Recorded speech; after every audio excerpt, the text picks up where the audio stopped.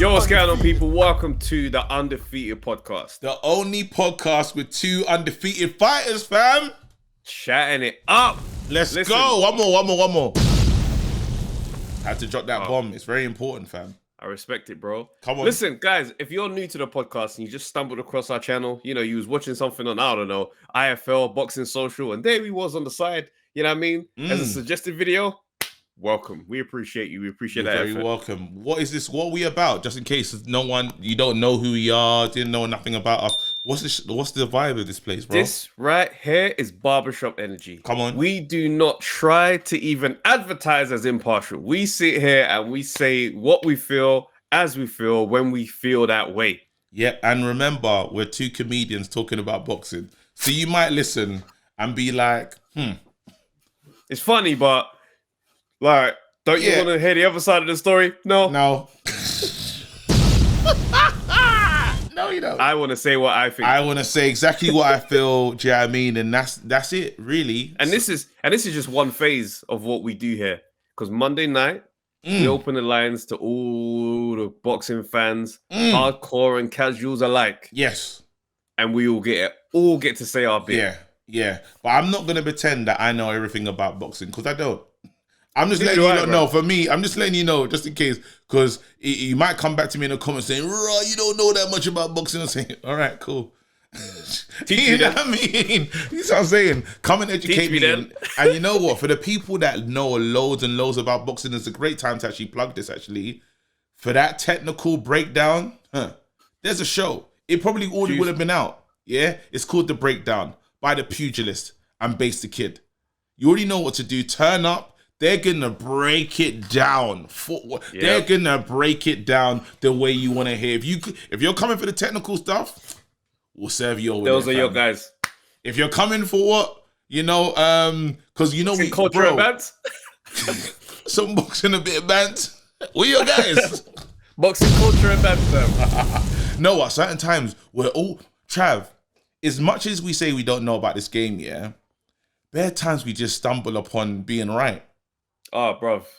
And that's crazy. Those moments where when we're doing we call it a deep dive. And all of a sudden, the facts just start to come out, bro. It's things crazy. Start to line up and we're like, oh, yeah, we was right about that this whole time. When those moments happen, I'm right. I do feel sorry for the people that don't like me still. Because obviously you can be a sore loser, but I probably would be considered a bad winner. I'm gonna let you know. Yeah. I'm gonna let you know. You remember what you said? Yeah. I'm not having it. I think that's why this partnership works, because I'm a bad winner as well. People said I over celebrate the Kahn win, and I was like, yes. Yeah, you did still. That didn't make any sense. You became a Kelbrook fan overnight. Bro, I felt connected to Special K, fam. I was like, it was even making me uncomfortable. I was like, hold on. What? How did you go from MTKG to Special KG? Listen, end of the day, I do like when I beat you to a take. That's probably the greatest moment. Like, for people that haven't watched this, Travis has done a lot of reckless things, more reckless than me, actually. Travis has lost his name on national TV. He said that AJ is definitely going to win, and he puts his name on it when he was fighting against Usyk. Yeah. I also predicted that Teofimo Lopez would beat Lomachenko, though. Give me my flowers, you did. And then nobody was the saying yard that. one, and the yard one, and you predicted the yard one. Yard after I predicted Wilder versus Fury 1. Yeah, I did. No. Remember? Two, yes, I did. Two. Oh, two. Yeah, two. And then hold on. None of us predicted Daniel Dubois. Yeah, I think I was wrong still. None of us predicted that. But anyway, again, this is the vibe. So listen, the main thing I need you to do right now, like, subscribe, turn your notification tab, and you're part of the family. You're in now. But before we keep it moving, Travis, you need to ask me the question, bro. What is your tailor to take, bro? Come on, fam. I'm 0-0, fam. Never fought, never lost. If I did, someone gets knocked out, and it's not me. I respect that, man, bro. I respect that. I'm gonna ask you about your tailor the tape, but I'm already excited because I've seen your tailor the tape, big man. Bro, I seen a piece of it, bro. But before we get into that, what's your tailor the tape for the people that don't know and that haven't seen it? We'll get into that. 2-0, bro. 100% victory. Come on. I boast a 50% knockout rate. Come on. You know that means that half the men that enter the ring with me, they left on their back. Yes, bro. what they did. Come on now. And I told that story on ITV2. Yeah. This week on Monday. If you haven't seen it, go on the ITV Hub player and watch that episode 7. It's it was wicked. It was wicked, man. It's funny because obviously I've always heard you talk about it, boast about your record, but you like the comedy part of the people just not really caring. The comedy part of people just not really caring about your victory, and it's when your coach comes over to you. You push behind mannequin on the ropes. You idiot. Not at the small. Bro, you see the Stormzy bit? Oh, yeah. You're so dumb. Nah, the way they edited that, shouts out to them guys at Spirit Media, bro. The way they edited that, I was watching that thinking, nah, this is cool. It's one of those things here where I'm watching thinking, if someone else did that, I'd be mad jealous. Yeah. I'd be hating. I don't care, man. It was good, bro. No, it's I like the subtle pieces, but pushing your coach, is crazy. You know what the maddest thing is, It's so true to life. Bro, it's so true to life. When you go, after seeing that, you go back and watch the fight video. Bro, there's a bit where a trainer comes up to you and goes, like, the 2-hand high five. And I dip down. And I just start praying after jumping on the rope. The trainer that helped you, got you through that night, bro. The long, treacherous camp. Bro. What that trainer was looking for, and this is a great segue actually, segue award for me. What that trainer was actually looking for was that moment that happened between Lee Wood and Ben Davison. He wanted to just wait. Who was on the floor? Who was on top of who? Wait, Ben was on top of him. Yeah, because he kind of took him down. Yeah. And there's even a funny bit where you can see that Lee was trying to like, all right, let me get up and have the moment. Ben was like, no, it's me and you. I'm trainer of the year. I'm trainer of the year. You better stay here. But no, it was even that was a touching moment. I'm not gonna lie. Like I've been giving Ben some like stick for a little bit now, and that was a good moment because you start to deep like the relationship between the trainer and the fighter is a special relationship, right? I only got to learn that later on in seeing the relationship between Tunde and Yard. Yeah. You know what I mean? Facts. Journey that fighter goes. I mean, like, bro, why are you so tight about that? And it's like, oh no, that relationship is nuts. Like it's like if I say something about Yard, I might as well say it. I might as well be saying it to Tunde, innit? So I know that's how a lot of trainer-fighter relationships are. But I don't know I don't know how deep Ben's relationship with Wood goes and how long they've been together because I know that the difference with Yard is they've been together for a long time. That's way before. It's mad. It might be one of those things where it's like he's good at forming relationships more so than the relationships are long and deep. Yeah. It's like, it's one of them ones where it's like, all right, in this camp, you're going to see how valuable I make you feel. Like, you know what I'm saying? I do a lot for men. Yeah. It's like, when you look at it, reminds me of like Ali's camps, Muhammad Ali. Yeah, this trainer, and I can't remember his name. Dini, the guy that talks, the one that talks, like gets his mind right. Bundy. Yeah. Bam. That guy there, bro. He needed him in his camp, bro. He loved that. Just get my mind right. And I feel like it's a combination of things that Ben Davison brings to a fight that might be along those lines more so than it is on the boxing side, because there is a little bit of a thing where we're starting to see that when he's involved with a fighter, some things get a bit slack. And we go backwards. Then we do go backwards. And before you get into that, I just want to say Buatsi has that. He has a guy that literally plays the same gospel tune. Puts it back, starts it again. You're here to play the gospel tune and pray. That's all you do in my camp. You come and that's your job. Give me this gospel tune, pray. Don't step out of those boundaries. I don't want you doing anything else other than those two things when you're here with me. I relate to that like with my dad for both of my fights. Yeah. For both, like I just need to talk to him all day. Yeah. Whatever that day is, like I remember I wasn't even living at home, but I went home for the first fight just to be there at home all day. And the second fight, bro, we was there mad hours early and we just literally sitting, chatting.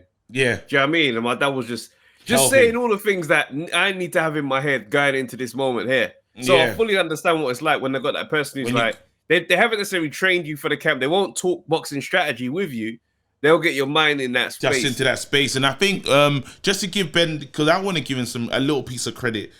What he did, the job that he getting into Fury's head, and bringing Fury back from the dead, pretty much, in terms of Fury overweight. You know, I heard Ben was living with him. You know, they worked together to lose all that weight and this, that, and the other. So he does have his skill in terms of, I think he's a good person motivator. But then when it comes down to the actual integral parts of boxing, you start to say to yourself, well, why does a fighter go with him and go backwards? It's like, let's say the Fury, that's a great example, yeah? Fury at that stage of life, going through a lot of stuff. He's well overweight. He's going to come back from a mad life, way of living and other personal issues, okay? So you have this person who is a softer touch in terms of how they deal with you to get you back into that routine of training again and just being yourself again. Yeah. That's perfect territory. Yeah. Experience says, okay, cool, you got me back. Now I need a real trainer. Yeah. Which is what happened with him. His dad was like, okay, cool, you got through that one. I didn't like how none of it looked. That's not how you fight a man like Wilder. Yeah. Get him out of there. And you start to look at it and think, okay, cool. Because Fury, when they say he's a fighting man, he's a man that knows what needs to be done. Yes. So, do you see what I'm saying? It's like, you don't really... I felt like we could probably have got Coach Fury to a degree. You see what I'm saying? He's going to be one of those guys. He's got the ingredients. But Fury's going to be like, okay, to beat this man in the way I need to beat him, I need someone else to tell me how to do it. I can't get that from you. You're never going to give me that. And it's so funny because we look at the tape, because we're starting with Ben, but just because of some of the comments that he made in his last interview when he said he's never lost, he's never been on the side of defeat. And you think to yourself, well, the Castro one's a bit of a, like we look at that one and we say the Billy Joe one as well. So then there's a few little ones when you say, well, I like the way you're framing it, and it probably helps because you got that motivational part side of your mind where you can say to yourself, well, I haven't tasted that defeat, but those weren't my losses. But it's one of the ones where it's like, if you're, I don't know, was he I think maybe his like loophole is that he wasn't the main. It's a loss of the team. We lost. But it's like, if you're not the main guy in the corner, you'll do that, innit? Okay. Listen, anyway, you lost that last one to Castro in it. Everyone knows, but obviously on BoxRec, it just reads a bit funny, but but the Billy Joe one is there in black and white. Yeah.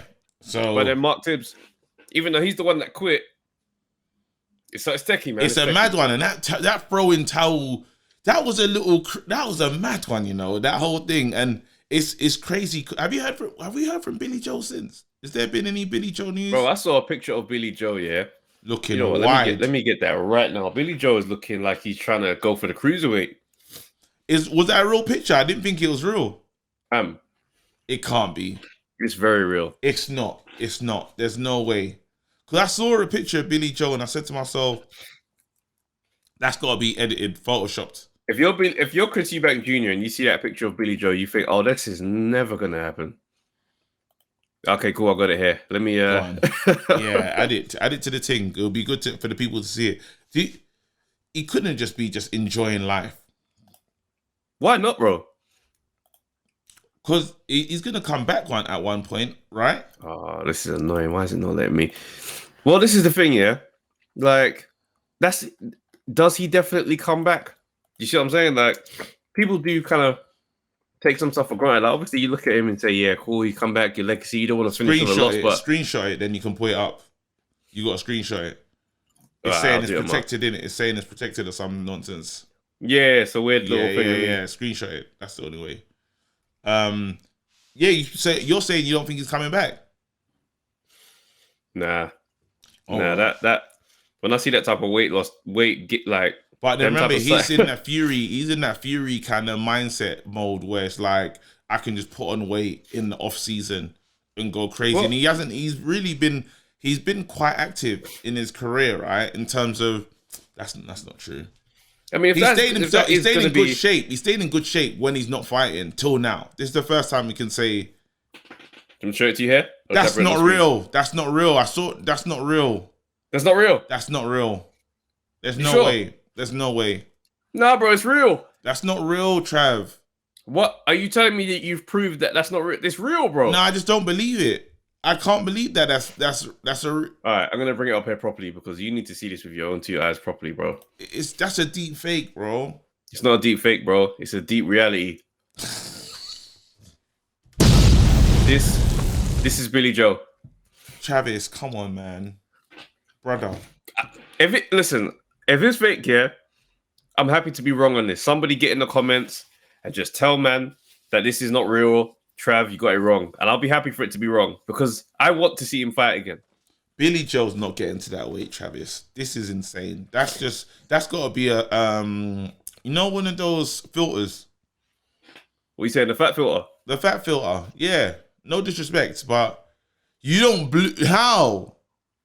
I need to see another picture. Say Billy Joe, I'm going to Google it myself. Billy Joe now, 20, because that's madness what he did. No, because wait, hold on. I need to find that. 1 second. So I'm on it now.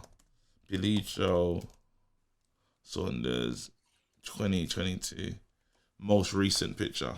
The first one on there says, will Billy Joe Saunders return to the ring? It's the same picture, isn't it? Fam. It's very technical, bro. Sugar. Wait, hold on. Go out and shield, brother. Oh, fans are concerned. Yeah. Oh. You see what I'm saying? If you're Eubank Jr. and you see man in that kind of shape, it's like, oh, this is never going to happen. Or make that happen as soon as possible because he can get smoked, bro. That can't. Sugar. It could be, you know.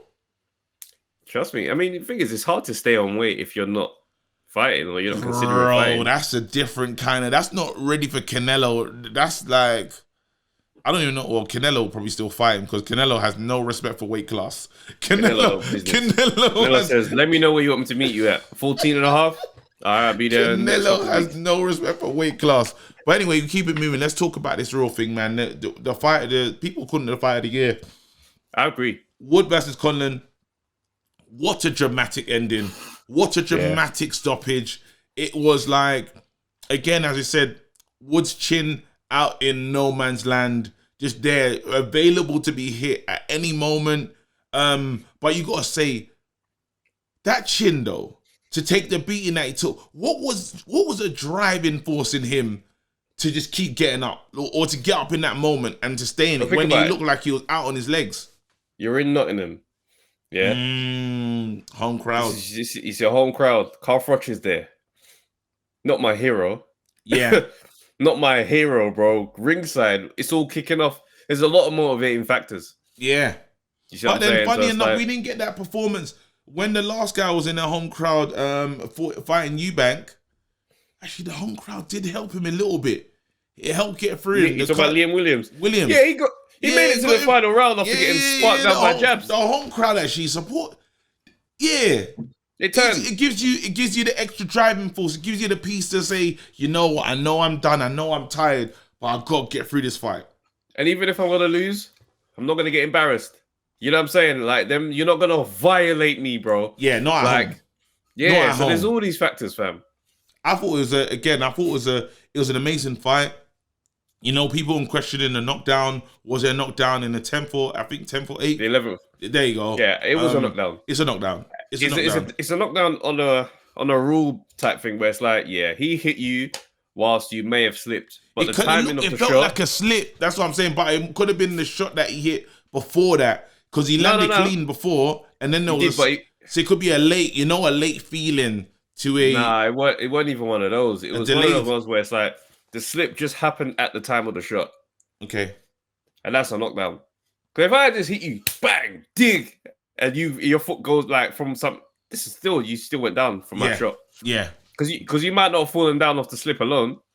the combination of the two things made you go down. Yeah, I thought I was thinking about the referee's involvement in the fight as well. There was a lot that Conlon was doing in terms of like tying up the gloves at times. You know, he had it under, very clever, had his hands in, so he couldn't do nothing, and Conlon was just throwing the uppercut while they were just tight and close. But it looked like he was the one trying. That was smart actually, because it actually looked like messy inside work, but it actually looked like he wasn't the aggressor of the clinching and the holding. Yeah. So it really clever, because every time the referee would go and talk to Wood instead of talking to Conlon. And I was thinking, like, he's got it, because it's a position in the referee. I've got him with this one, and if I look like I'm busy trying to just get him off to throw the shots in, that was impressive from Conlon. I like Conlon's package, like the game. Just everything he brought to the table in that fight. Pause. Everything he brought to that fight. Yeah. What the hell? Oh my God! No way! Yeah, that sounded crazy. Still, as soon as I said it, in the back of my head, I was just like, "Don't pick up on it. Don't pick up on it. Don't pick up on it." There was so many other choices of words he had. But you like that though, Arsenal. I like Arsenal. Yeah, you like Arsenal. Cool. So you like that though? Shut up, man. Anyway, so no, but I liked what he was. Yeah, I mean, like what he brought to the table in this fight. Like it was a rounded offensive attack. There's times where he's on the front foot, he feels comfortable on the back foot. Like he seemed like, this is yours. Do you know what I mean? You've done the job. You've got the early knockdown. You banked mad rounds. Yeah, just survive. You know what I mean? But the way the fight was just building like that fever pitch. Yeah. There's no way as a fighter, you can't respond to that. Like he could have gone into Mayweather mode and just tap, ran and just literally coasted out the last 2 rounds. It was too much. It was bravery. It was like a bravery fight where we're not going to get that level of, I think, tactics at the end of the fight. These guys were willing to bang out at any moment. Now, if they had a rematch, I think Wood wins it again. Because he's not that getting discombobulated and taking that shot that he did. It was a peach of a shot like that. And don't get me twisted, Conlon set it up. It wasn't like it was a punch from the gods that he didn't see coming. He gave it. He fed him with the eyes. Bam. Didn't like. Yeah. Look low. Yeah. Bang. Yeah. So Wood didn't see it coming. However, I think Wood would be a bit more sound if there was a fight again. I think he would be. I think what will happen is, because remember, Conlon was outboxing him, man, for a lot of rounds. Yeah. He still has that in the tuck. He's going to have that in the tuck. So I think he still can outbox Wood. Mm-hmm. But what I think is this fight and the pairing of them two it's got an identity. Yeah. You know, like Gatti and Ward. Yes. Like them two, whenever they used to fight, them man know that, we fight different here. When we come here, is what we do. When it's me and you, yeah. I don't care about your boxing. Yeah. With them two now, they had a fight of the year. Their next fight will be in a stadium somewhere. Mm-hmm. They know that this identity is gonna bang. Yeah. I don't think Conlon is gonna be shell shocked from this fight. Like, you get stopped in the 12th by fatigue and a perfect shot. That's not gonna make you feel like I can't get hit again. I can't fight going forward again. He's not at that stage of his career. He's gonna come in and he's still gonna have fire in his belly. Wood has a lot for the rematch. He has a lot to do, because remember, the story of this is dramatic because I was losing so bad. Mm-hmm. For me, I was losing so bad because I got clipped in the first round. Surely I had my feet underneath me. I can't say that I was fully clear in that fight. I hear that. But you still lost mad rounds after you recovered. So my thing is, he now has to be like, I can't let that happen again. Yeah. Fair enough, I managed to win, but I didn't batter this you all the way through the night. Oh, no. So, but can I argue that I didn't fully... The main thing is for me saying, could I fully recover? And I made the same mistakes. Like people talk about Ben Davison not realizing Conlon's throwing the same shot and getting success. Yeah. You know, like little things like that we can clean up in camp. We can clean up those situations, because some of the stuff that Wood was doing could be avoided. And I know in boxing, a lot can be avoided, right? But I'm talking messy mistakes. Like this. But the thing is, go ahead. Conlon wasn't forced to adjust, in my opinion. That's true. So Conlon might still have more adjustments to make. So he's gonna have to prepare for that fight as if he lost the first one. Yes, which is a weird position for the winner to be in. He has to though. Yeah, he have to. It's too close. It was too. I knocked you out in the 12th after losing on all cards. Yo, I need to make sure that I don't rely on that again, because who knows if that happens twice. Do you reckon it's a fight that he should do? Should he do the rematch? Is it worth time? Not next. I don't want fighters to go through them type of fights back to back to back. Yeah. Fight someone else, do something else. Both of you do something else, and then meet again maybe late this year or early next year. Because that fight sells beautifully. Oh yeah. I don't know for sure it's pay-per-view, but I know for sure that's filling out a stadium. I'd like to be the promoter for that one, actually, just because I know I'm gonna sell tickets. I'm gonna sell tickets. Man said I'll get my promoter license for this. I'll get my promoter license just for that. Bless you, bro. Here we go. Just know what's going on as well. Ooh, something being announced just 16 minutes ago as well. Benavidez will fight Lemieux. Yeah, super middleweight clash, 21st of May, fam. Oh, that's interesting. Yeah. I mean, Lemieux is low key finished right now, but because I think the Charlos, there's supposed to be something. Here we go. Another announcement. Gervonta Davis will defend his lightweight belt. Rolly Romero, no, not interested in that one. That's quite an interesting one. That'll be a good watch, actually. It'll be a good watch, but I'm saying that how. I mean, I like to see Tank fight, and this Romero guy, I think there was a lot of back and forth with them two still. So, yeah, it could get quite interesting. Yeah, man. But this is one. This is the one. Yeah. Here you go. Jamal Charlo will rematch Brian Costano. Yeah, for Undisputed. There you go. See, there you go. 14th, that's gonna be a scrap, 14th, bruv. And Boots Ennis is on. You know there what I saw? Yeah. So Gerald Ennis, yeah. He has a deal now with Showtime. Right. A direct deal with Showtime, not a promoter that's linked to Showtime. Yeah. A direct deal. And I was thinking about that, and I was like, that's quite interesting. I don't know if this is something that's completely unusual. Comments, educate me if that's the case. But everyone, like when you hear guys sign to certain people, they sign to a person who's linked with the network. Like you're signed to Eddie. No, but then works with Tyson Fury signed up to ESPN. He signed with ESPN. It's weird. It was an ESPN deal. No, but it's a Bob Arum situation though. It was more ESPN than it felt like more ESPN than Bob Arum. Still, I'm not gonna. It's a top rank and BT Sport involvement heavy though. But if you got no promoter in the mix and you're direct with the network, surely that changes things. I feel like that's what Floyd might have been. That's what Floyd was on. Do you see what I'm saying? Because Floyd had that amazing deal with Showtime for the last kind of stretch of his career, 6 fights. $300 million or something like that. Tyson Fury signed a $100 million contract with ESPN. Okay. So it's cool. a thing That's now. Dope. It's a thing. So this thing is So this is good business, but it's interesting though because if that is the business, right? This reminds. I'll tell you. Okay, so let's go back mad years. My old job, I was working in Groupon hella years ago, and I remember saying to my guys, I feel like streaming services might one day take over record labels. Yeah. And they were just like, why? Like, that don't make sense. And I was like, well, why not? Because I have a platform here. This is the platform that gets you straight out. Why do I need a record label to pay me to get to here? And then I'm on this thing. So obviously we look at the music scape now and there's those type of things Apple that kind of happen. Well, they've done it. We've seen it with Apple. We've seen it with Apple as well. We saw it with Frank Ocean. That's normal. Like you're getting, it's clever though. It does change the game. Again, Fury. And I'm not even a music man like that. I managed to get that right just from the outside. But let's look at boxing and look at the journey of the promoter in the boxing game. Is that something that if that becomes normal, when networks just deal with fighters and no promoter is in the mix, that could spell the end of that role? No, but it gets as we know it. Sorry. I hear it, and because the promoter is necessary. The promoter is needed.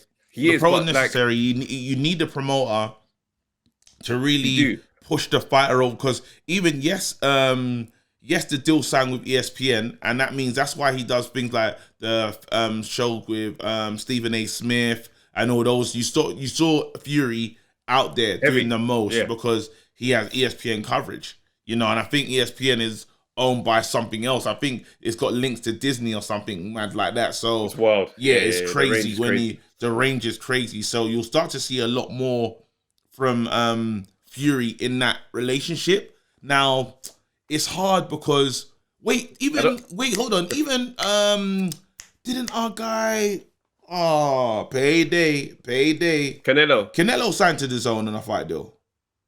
So this is becoming this is becoming a normal way of going forward through a certain person though. I think someone's still gonna broker the deal, but it's the channel that are doing it. Yeah. So Bob Aaron was the one to broker the relationship between him, and I think Frank Warren's got something cheeky, cheeky facts to be involved in the deal.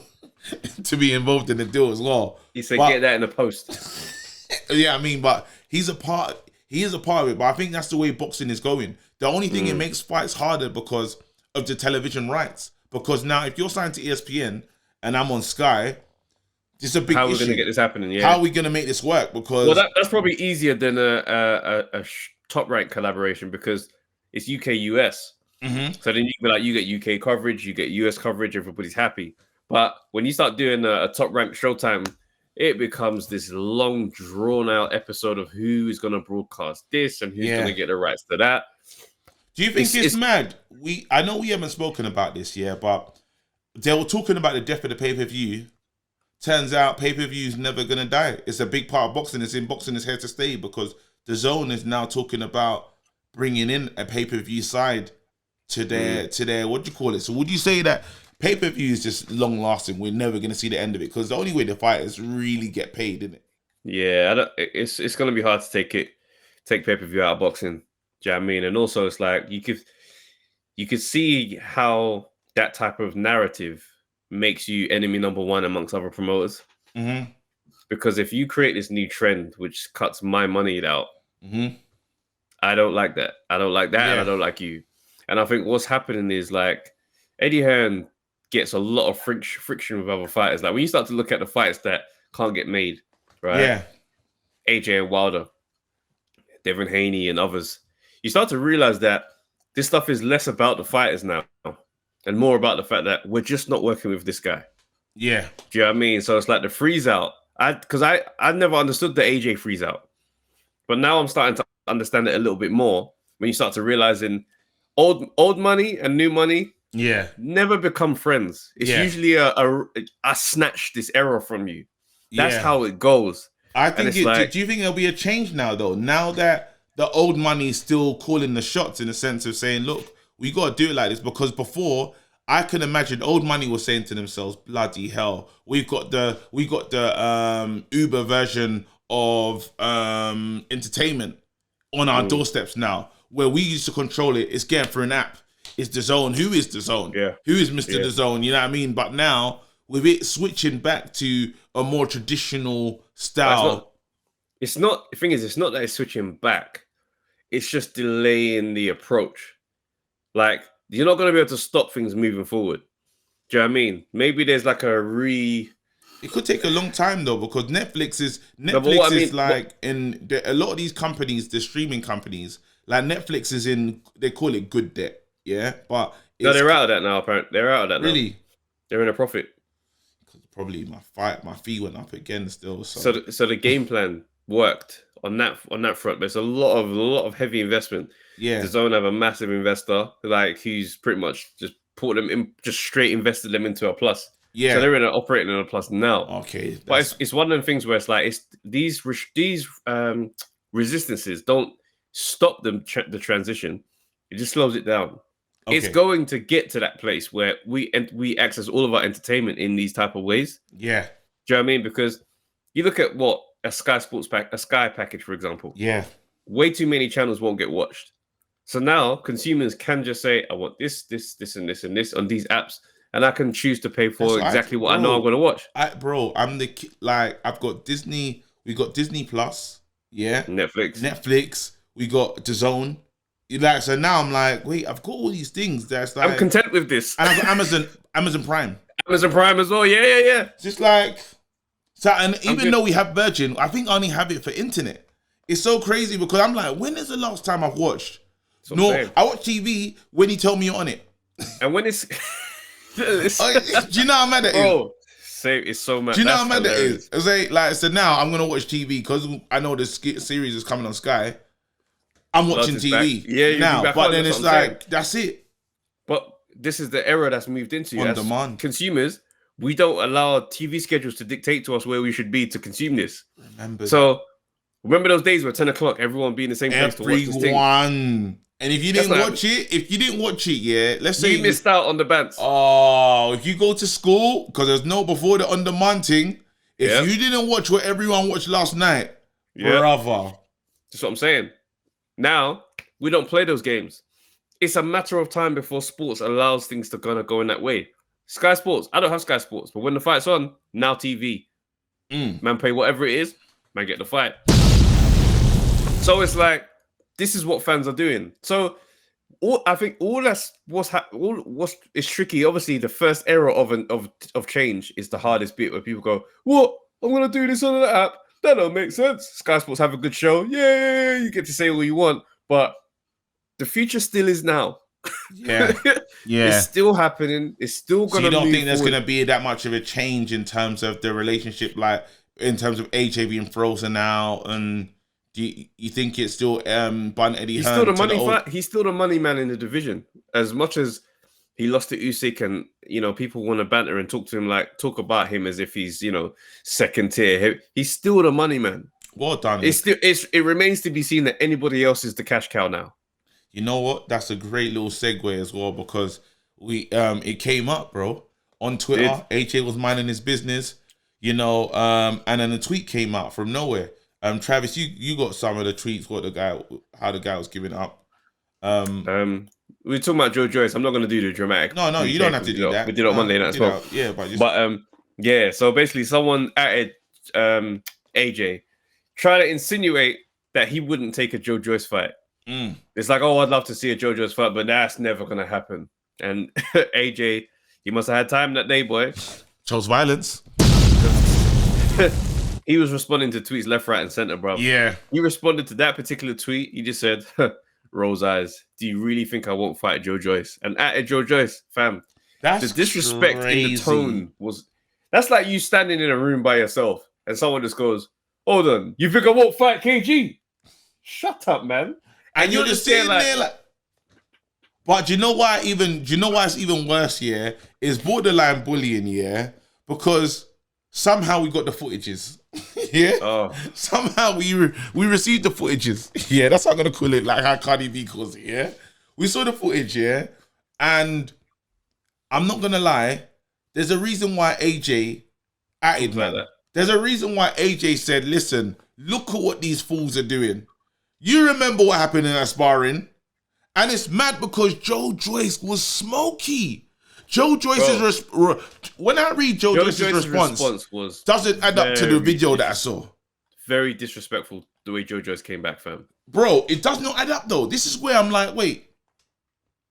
But we remember what happened. Go on. Have you got the response? Let me get the Joe Joyce response. Yeah, I can it was mad late. It was a mad late response from Joe Joyce. Bro, he came back and said, listen, he goes, and AJ, he goes, you're having a meltdown. He goes, what happened to all your belts? All those, what's this? All those sponsors. What happened to what happened to all your belts? What happened to your belts is funny, bro. Yeah, hold on. He goes, listen, he goes, he goes, you're having a meltdown. He goes, where's all your belts? He goes, all those sponsorships and endorsements helping? He goes, you're a glass cannon. Quit the act. You were given everything. The hilarious thing is that AJ responded and said, it took you 5 days to think of this. That's what we said. 5 days to respond to this. No, but it probably took him like 3 days to register. Wait, AJ cussed me. You know what I mean? It's like, obviously then them like there had to be a Queensberry meeting. There had to be a meeting in Frank's office. You saying Frank drafted it? No, because when you're getting back in the day when you're getting for a breakup, yeah. Push send on this. Don't you remember when you was getting for a breakup or something in a relationship, and then your friends will help you with the message? Draft that message. Help, yeah. So he had the help. There was a couple men in the room, and they were breaking it down. It was like, yeah, say glass cannon. What do you call him? What do you say? Glass cannon? A glass cannon. What does that mean? In the future, all he needs to do, just give your phone to Sam Jones, bro. Don't do the long delay thing. He came off looking nuts with that 5-day turnaround. Just give the phone to Sam Jones and let him handle this thing, because that brother there, he knows how to get the. No, but he'll get it going, but you'll know it's Sam. Because he probably put his name. Sam's getting the credit. The speed of it will be a bit too quick. And Sam's starting to know that he's that guy in it. So he'll probably like sign it off as Sam as well. You know what I mean? Yeah. Where we sign up. So you can't like. But now going back to the footage though, if we look at the footage, is it wrong for AJ? Because who brought out that footage? That footage just leaked randomly. How? I don't know if it might have been out already, and you know when it's the convenient retweet. But it's nuts though, because I'm looking at that footage just appears after he just responded yesterday and said that, and was cussing him saying that where's your titles gone, and it was given to you. AJ's on smoke, bro. No, I do understand, but what I do find kind of funny is just that looking at this footage, I understand that sparring is sparring, and I never take these things way too. I don't take sparring footage as gospel, because there was one sparring session where Eubank Jr. was touching up Carl Froch, like looking good in there, and I would have taken all my money out, my savings, and just bet clean on Carl Froch. Even after that footage. So, you know what I mean? But bro, he was making AJ look like Floyd. Bro, he made AJ look like a complete boxer. Like, I'm saying everything's right. I said that AJ wins this, because it's just slow with it. Joe Joyce was just, and it's the thing, and it makes me just want to go back and look at that Dillian White thing, because a lot of people are saying Dillian's beating Joe Joyce is beating Dillian. I don't think so. I think we've got caught up in the moment just because of how he dispatched Dubois. He might not be that guy. Yeah, he's got the chin. Yeah, I think the reason why, because remember, the thing is for me, I don't have AJ and Dillian like this. That's fine. So I understand why you get to that place quickly. Yeah. For me, it's like the reason why it doesn't for me is because I don't have them in the same kind of thing. So for me, I look at AJ and Dillian as it's just going to be the same again. Because of the package that I see that these guys have, how they would blend, I just think it looks the same. But AJ looked like a tidy boxer, bro. He looked tidy. Like, he looked like he was fighting against someone that is just like... It was that session where it's like, bro, I can hit you whenever I want. Whenever I want. And when have we seen that from... When have we seen that from AJ? Slip. Touch, slip. Out. Bang, bang, bang. I'm like, this is the camp that made him think, I can outbox Usyk. Because he said, I can do what I want to most men, bro. Yeah. That's what that led you with that confidence. So when I'm looking at that, he's thinking, bro, daily, this is what this was. Please don't act like you got another level. I could do what I wanted to you. Does it still make it a good fight now, though? Going up against him? Bro, anything... Listen, no, does it still make it a good fight? Because now we know what you can do to this guy in terms of dispatching. What's the point? It can make it weird. Because if you get too confident, that's when weird things start to happen. But if AJ goes in there, remember he's just touching him in that sparring. If he goes in there and starts digging on them uppercuts, bro, I am pretty confident that we see Joe Joyce knocked out for the first time. Yeah, I'll be behind it. I don't believe that Joe Joyce. He's still a man. He's still a man, bro. I don't believe that Joe Joyce is gonna. I didn't think Joe Joyce could beat him anyway. You know, there's a thing about saying that. Obviously, the line is AJ's mentality, the thing to quit. AJ might just give up and quit when he's getting. When does AJ quit, bro? A quit, not quit, but like if you beat him, you beat him. But don't try and. There's no quit narrative there. No, because he didn't swallow it against. Yeah, he puts a gun shoulder and he carries on fighting. He doesn't go. He doesn't. Yeah, no, but I'm saying there's that thing about him not. What's the line? Not finding that next piece of energy to try and like I'm losing. It's not getting my way. Not fighting, knowing that you got the rematch clause is what I'm saying. Yeah, it's a weird one because it's like he's displayed this before.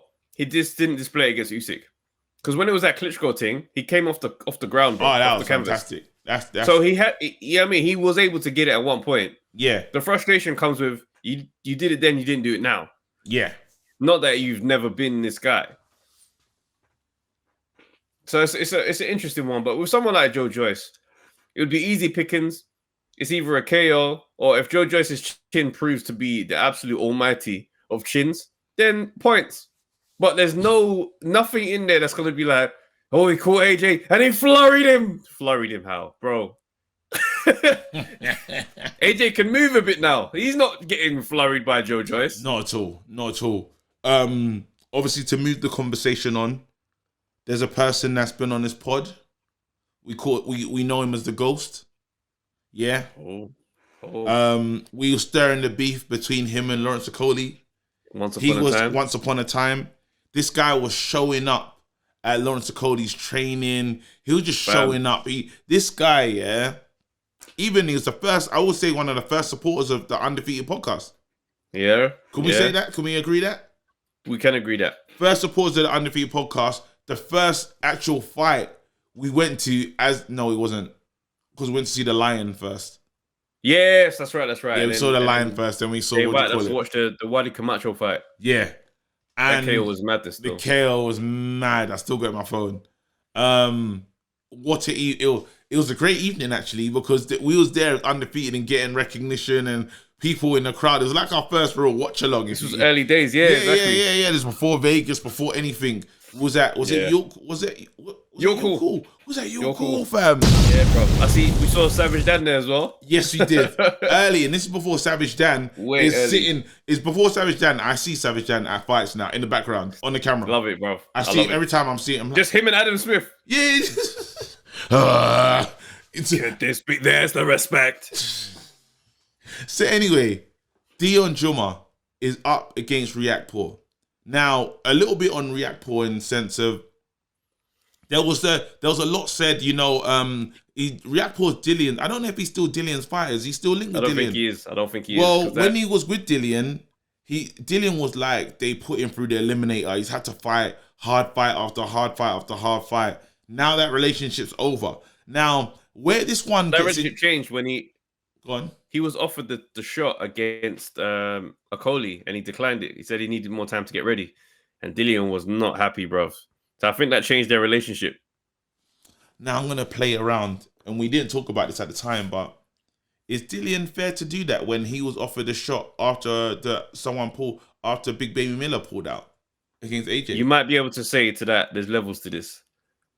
You're at that stage of your career where men don't really talk about you like that. You got to take that fight. I'm Dillian White. My business is not your business. You understand where it's like, I'm saying it's like, I'm going to go to America to fight AJ. Yeah. That don't make sense. And it spoils it as well. I've done some heavy building in this time. And for this to do it in like a few weeks' time and this fight, kind of not to justify completely sidestepping the title shot. Turning down a title shot though. It's a different set of circumstances that them were both in. Which is why I can. How different though? Well, different in the fact that, bruv, Riakporhe's done what to this point? When has you had that fight where everybody tuned in to watch Riakporhe? Okay. Like, I mean, he's still on the outside, so it's like you should have taken that shot, bro. He should have rolled the dice. He should have rolled the dice. So, okay. Yeah. So now he's in a situation. His opponent's pulled out. Some way, Deion Jumah's opponent's pulled out. And now these guys are matched together. And I know this is not what they wanted. I know that. Go on. You remember when Deion was on our pod talking about Riakporhe? Yes, he was. He said, you can't box. He goes, yeah, you can hit it hard, but he's rubbish. And we were just like, this guy. I was like, right. And there's a point where he goes, well, you not laughing. Like, what's funny? And we were like, no. It's just the way you're giving up, bro. It's mad, like the way your energy is so menacing. And he's like, he's basic. Like, I stop him late. And it's like, it's one of the moments that's like, we're here now. Yeah, and this is the thing. I think with all the matchmaking in the world, there's a reason why Deion Jumah's name wasn't in the hat for this one anyway. Like, if I'm Riakporhe, if I'm on my choosing, not cherry picking, but if I'm on my, I'm on my come up, I've already said, you know what, it's not really time for a Coley right now, which means I know what I'm doing. I know that I'm in it for the long game. I'm in it to really like a long-standing career in this thing where people know me as the undefeated guy, right? Yeah. It gets tested in this fight. This is the fight where it's like, and I think it will let us know or not, because Jumah's spoken the talk, and he says he's always been seen as the outcast or the guy that's been forced out or just unfortunate, an unfortunate case of events that's happened for him in terms of I don't get those moments. I don't know for sure this is the case, but I know I saw people in the comments on Monday that Smoke saying he had operation on his eye. There you go. Like 4 eye surgeries or something mad like that.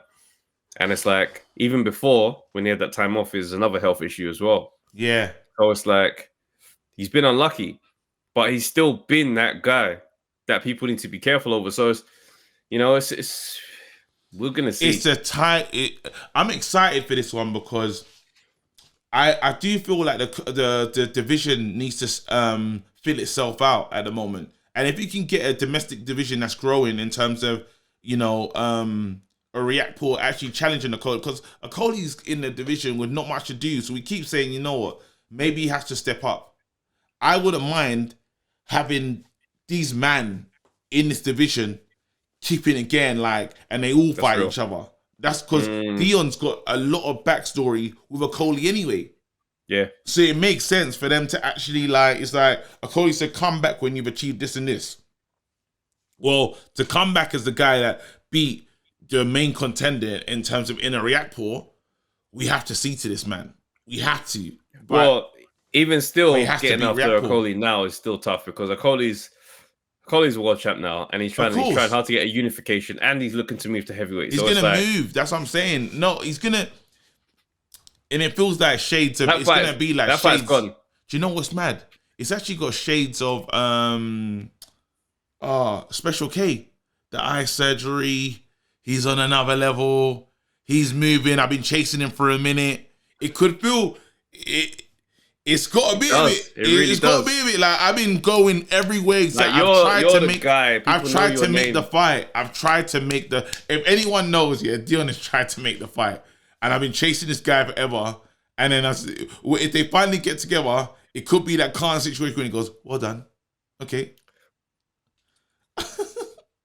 You know what I mean? It's technical. It's very technical. There's so many casting shadows on this ring. It's like there's a similarity. I really hope that this is the fight that we were looking for. I hope Deion is what he told us he is. I'm backing Deion in this one. I want to see Deion prevail, bro. I'm backing Deion, and I had to, but just because we started this relationship together. Shout out Boxing Boss. Shout out them man there. I really hope this is it. I honestly hope that he finally announces himself to the boxing world. You know what I mean? And because they know who he is. Everyone knows who this fighter is. They know how devastating it can be. And the knockout was good. And the last showing I saw, Deion wasn't all that. But this is it. This is the fight. I think that was the get the rust off fight. That's all that was supposed to be. Yeah. Has to have been. Because think of it, it's a 4-rounder. That's the I've been away. Let's test out the eye. Let's make sure I can still take a shot. And then we move. That's what that was. Are you gonna go with a prediction, or are you gonna just say I'm just gonna say I want Deion Jumah to win. Yeah. That's just where I'm at. But Amir Kahn is looking like he's not retiring, bro. I tell you what's going on there, yeah? Because you see when they say it's just for the money, fair enough. Could have been the case. But when you as a fighter, you've done so much in your career, that money doesn't scratch that itch after you've closed it like that. Do you mean to tell me the one thing I did more than anything else in my lifetime? Mm-hmm. I've come to the end of all the ups and downs, the championships, the big fights, the big nights, Amir Kahn in Vegas, these locations, man know me, man respect me, man have called my name from the shadows because they want a piece of this level Yeah. Maidana, Devin Alexander. Yeah, I lost to Garcia. Came back and did a madness downer. Like, that's my career. And it ends with a stoppage against my nemesis rival. Devastating stoppage. Whatever he got paid was not enough. He sat there quietly and just been like, I can't go out like that. I told you, Trev. I don't think the statement's coming. He said, I don't have a statement to retire in me. Not when that man over there is celebrating with his chocolate brownies on my name. He said, no. He made a phone call and said, listen, halt the construction of the hall. Cut it. He said, cut it. Wait. They said, wait. They said, no, your wife said that the money's in the account. He goes, I know the money's there. Cut it. Bang, put the phone down. No. He phoned Crawford and said, yo, Monday, where we at? Terence Crawford went, we? What else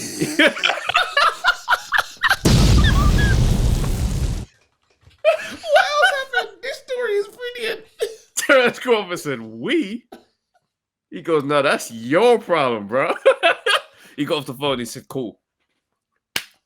And he got into that dark room and he played all of Kell Brook's interviews back to back. All the post-fight interviews back to back. He said, all right, no, I want smoke. We don't know what the fight is going to look like. Now, hear this now. Hear this, yeah? Why this is brilliant and funny. If I'm Kell, I take the fight again. Do you know why? Of course you do. Do you know why? I'm going to beat him up again. I'm going to beat humility into this man. I'm going to beat this man because before, you lot were laughing when I was training. And he tried to retire. Remember when I was doing my little shadow boxing and messing around at media day, you know. Everyone's watching. You're up there. There's no reason for you to be up there. Yeah? You're up there with Crawford laughing. Why are you laughing, bro? You're fighting me. I get Crawford's laughing because he's mashed that work already. He's beat me. We've all lost to him. Yeah? Big man, you haven't fought me before. Yeah? So you playing that vantage point, looking down at me, yeah, is a shame. Yeah? I promise you this is the last time you're going to look down on me. Yeah? And what happened? He batting him up. Then you won the gloves are off as well.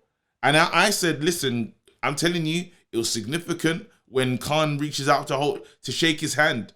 And he doesn't shake his hand because he's like, listen, I'm not losing any of the animosity that I need to have for you to mash you up. And then he tried to wake me up late at night. And then when I'm celebrating, you announce your retirement. Now you're not retired. You couldn't deal with it. You couldn't deal with the reality of what if you don't win? And that was always the reality. I came to this thinking, I'm definitely going to win. You couldn't deal with it. Now retirement sucks. Now everywhere you go, you're seeing Kell Brook. You can't even walk down the cereal Tesco. You got to send your missus. You can't even mention the McDonald's victory. Bro, you can't even think. Bro, I'm telling you right now, yeah.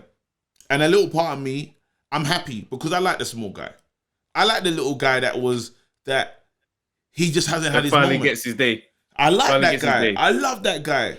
You know what I mean? Because sometimes, you know, like, and even it can happen in comedy, it can happen in anything where you might be looked over or they just didn't realize you're here.